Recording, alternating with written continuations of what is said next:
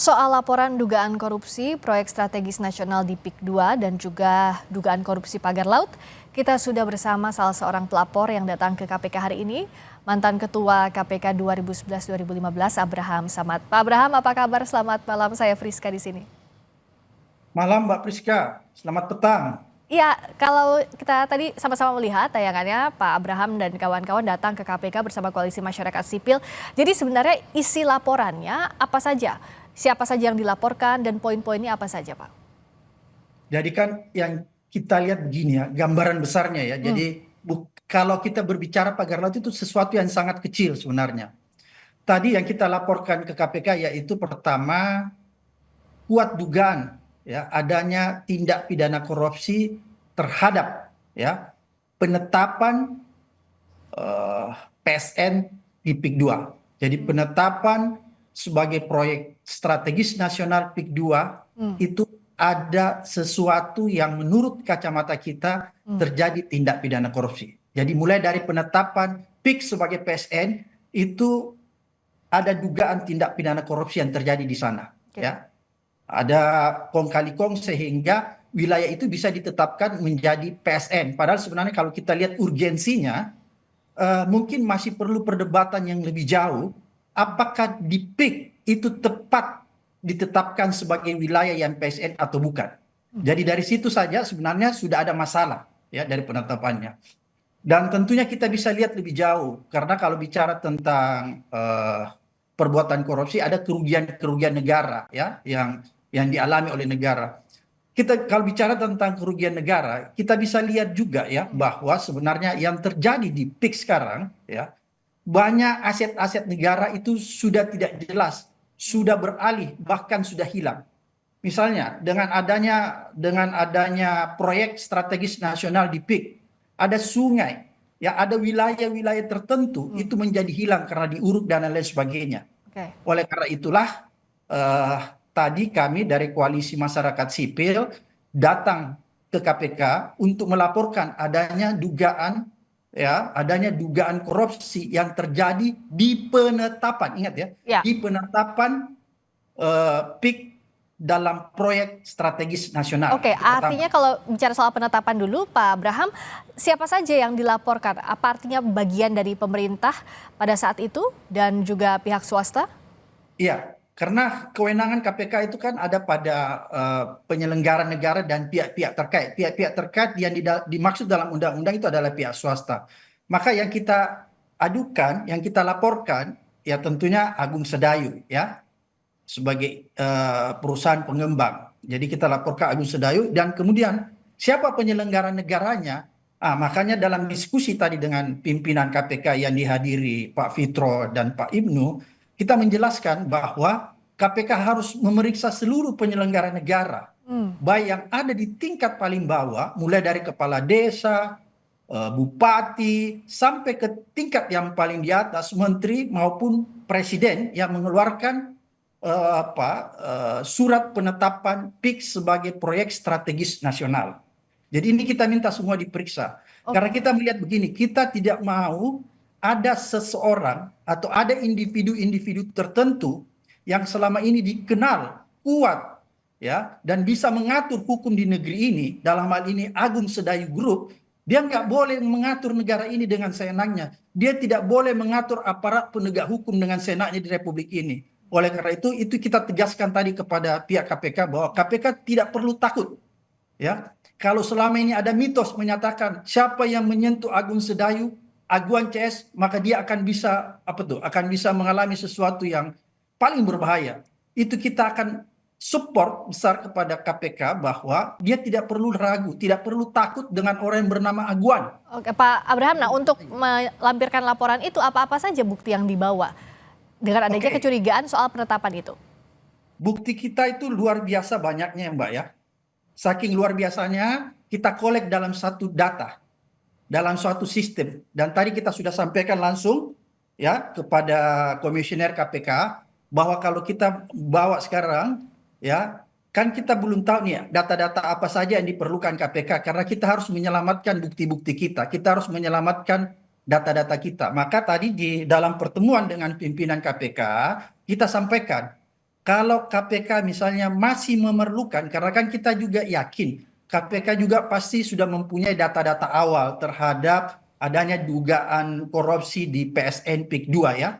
Oleh karena itu kita sampaikan tadi di depan komisioner KPK yang hadir bahwa kalau ternyata KPK masih kekurangan data pendukung atau banyak data yang belum dimiliki KPK terkait dengan dugaan korupsi PSN PIK 2, maka kita akan menyiapkan data-data itu karena kita sudah kumpulkan di dalam kita sudah kolek dalam satu sistem yang kita simpan kan, dan itu kita tinggal serahkan kepada Jadi KPK. dokumen-dokumen terkait dengan laporan itu sudah ada menurut Pak Sudah ada, Abraham bahkan Syes? sudah lengkap. Hmm. Nah, respons KPK apa setelah disampaikan laporan? Dalam diskusi itu KPK cukup cukup ini ya, cukup merespon bahwa berterima kasih bahwa kalaupun misalnya suatu ketika KPK membutuhkan data itu atau bukti itu, maka dia akan menghubungi kita sebagai pihak pelapor untuk menyerahkan, untuk kita serahkan data-data Hmm. itu. Yang jelas bahwa data-data kita udah siapkan dan kita udah kolek dalam satu sistem sehingga itu nanti akan mudah untuk kita serahkan kepada KPK. Oke, artinya kalau buktinya belum diserahkan, status laporannya seperti apa Pak Abraham? Apakah sudah diterima KPK untuk Sudah diteliti lebih lanjut? diterima, tadi sudah diterima secara resmi laporan kita karena kan di dalam laporan itu kita mengurai ya kronologis atau posisi kasusnya dan lain-lain sebagainya, kesimpulan dan lain sebagainya. Siapa yang patut diperiksa ya untuk bisa menerangkan atau lebih menjelaskan duduk perkara dari persoalan ini. Maka tadi kita sudah sampaikan diskusinya cukup panjang, bahkan kita terbuka siapa-siapa yang kita sampaikan tadi sebut namanya ini perlu diperiksa dan lain sebagainya. Makanya itu nanti KPK punya kewenangan untuk memanggil siapa-siapa saja yang dibutuhkan di dalam pemeriksaan awal. Sebenarnya tadi sudah clear ya sampai di situ. Oke, jadi artinya kalaupun sudah diterima, KPK memberikan lampu hijau untuk dilakukan pemeriksaan awal, bukan hanya diterima saja laporannya Pak Abraham. Ya, jadi ada prosedur ya di KPK karena kebetulan dulu saya pernah memimpin KPK. Kalau laporan itu sudah masuk di Direktorat Dumas, di bagian Dumas, maka yang akan segera dilakukan oleh Dumas ada yang disebut pull bucket, pengumpulan bahan dan keterangan. Ini semacam investigasi. Kalau setelah pull bucket selesai, maka itu dilanjutkan biasanya dengan proses penyelidikan. Jadi Jadi tunggu itu dulu pool proses-proses itu bucketnya akan selesai, tapi KPK berjanji untuk menindaklanjuti ini ya, sampai pengumpulan bucket tadi ya. Walaupun tadi ada sedikit kendala, Apa itu Pak? sebenarnya sih bukan kendala, ada sesuatu yang ingin yang ingin diperjelas oleh KPK nantinya, karena kasus-kasus ini ada sebagiannya irisannya, bukan semua. Kasus PIK ini kan banyak sekali, Ya. Mbak ya, banyak sekali. Ada juga misalnya kasus korupsi tentang penerbitan sertifikat di atas laut, itu kan juga ada ya. Eh, Pagar laut. di pagar laut ada penerbitan beberapa sertifikat baik itu SHM maupun HGB di atas laut, itu juga bagian dari korupsi yang terjadi di PIK. Oleh karena begitu banyaknya kasus korupsi yang terjadi di proyek strategis nasional PIK ini, maka tadi pihak KPK mengatakan ini ada sebagian yang sudah mulai ditindaklanjuti, diselidiki oleh pihak Kejaksaan Agung. Itu Oke. tadi penjelasan KPK kepada kami. Oleh karena itu, nanti KPK akan berkoordinasi dengan pihak Kejaksaan Agung untuk mencari kejelasan yang mana saja yang sedang diusut oleh Kejaksaan Agung supaya tidak tumpang tindih. Misalnya kalau di Kejaksaan Agung dia mengusut tentang kepemilikan SHM dan SHGB. HGB di atas laut, maka KPK ambil misalnya kasus dugaan korupsi penetapan PSN-nya. Kira-kira seperti itu. Karena kan korupsi di proyek strategis nasional ini banyak ya, banyak. Mulai dari A sampai Z.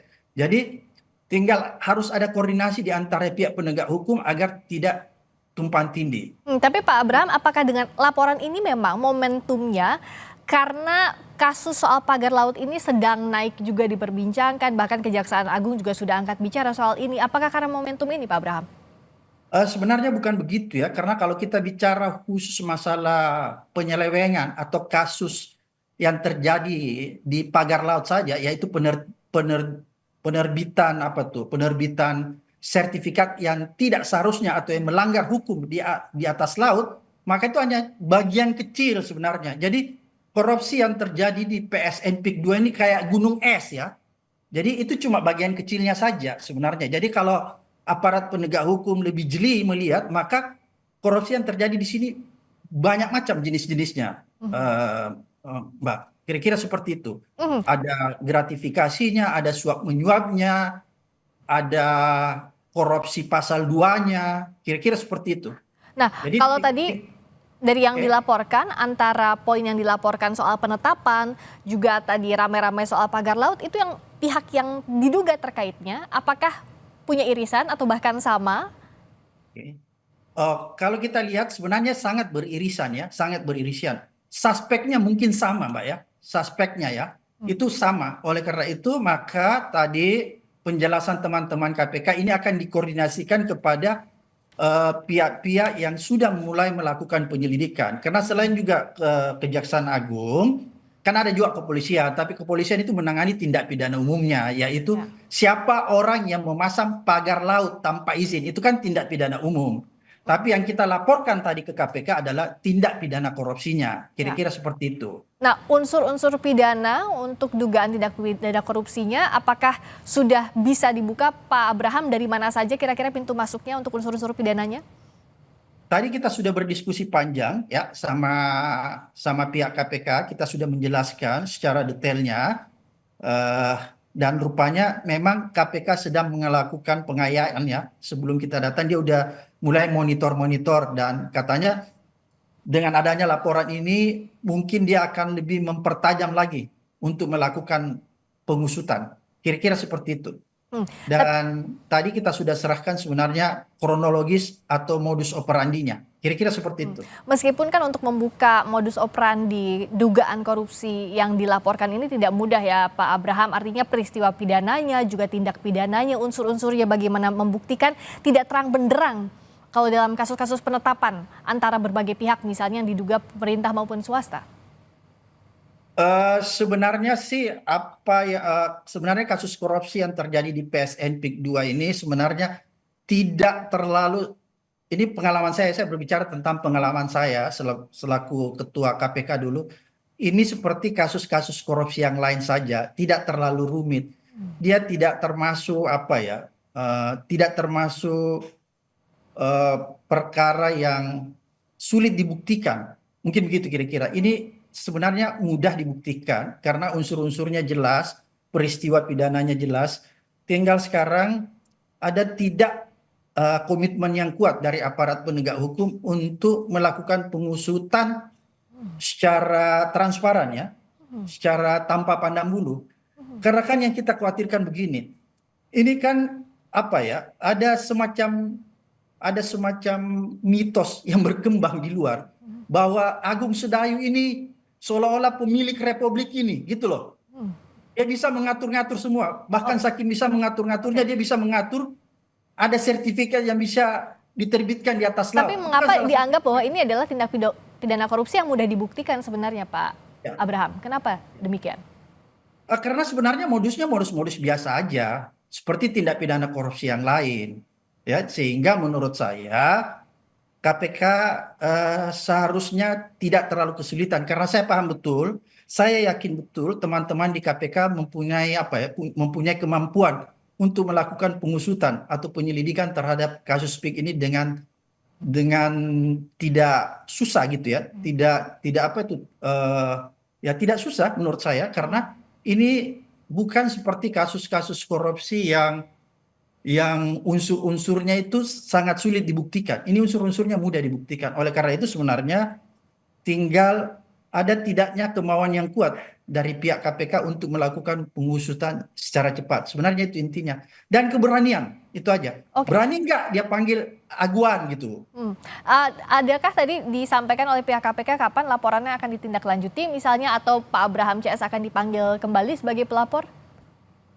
Ya tadi dalam diskusi itu memang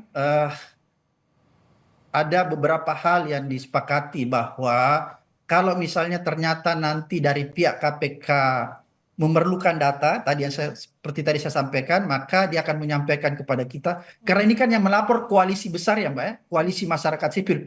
Bukan Abraham Samad pribadi, banyak di dalamnya organisasi-organisasi, NGO dan lain-lain sebagainya, tokoh-tokoh masyarakat dan lain-lain sebagainya. Ini koalisi besar. Sehingga data-data itu menjadi besar, menjadi banyak, sehingga gampang kita kumpulkan. Karena data-data itu mengalir begitu begitu gampang ya. Sehingga inilah yang kita kumpulkan, kita kolek menjadi satu data, sehingga ini akan memudahkan sebenarnya pihak KPK. Oleh karena itu tadi KPK menyatakan bahwa yang pertama yang akan dia lakukan, dia ingin melakukan dulu koordinasi kepada pihak Kejaksaan Agung. Karena Kejaksaan Agung juga sedang menelisik, sedang melakukan investigasi terhadap dugaan korupsi. Berarti kan tupoksinya sama nih. Oke. Kejaksaan Agung juga sedang melakukan pengusutan terhadap kasus korupsi di PIK. KPK juga tupoksinya kasus Baik. korupsi Ya. ya. Oleh karena itu tadi dia akan melakukan koordinasi supaya tidak tumpang tindih. KPK ingin memastikan Kejaksaan Agung itu menangani kasus yang mananya gitu. Oke, baik. Misalnya kalau dia menangani kasus sertifikatnya, ya KPK tangani yang lainnya. Ya. Kira-kira begitu. Berarti Karena di sini banyak. kita tunggu follow up-nya dari KPK setelah koordinasi dengan Kejaksaan Agung, dan jikalau dibutuhkan kembali data-data dari Koalisi Masyarakat Sipil terkait dengan laporan ini. Terima kasih Pak Abraham Samad, mantan Ketua KPK 2011-2015. Selamat malam. Malam. Salam. Berikutnya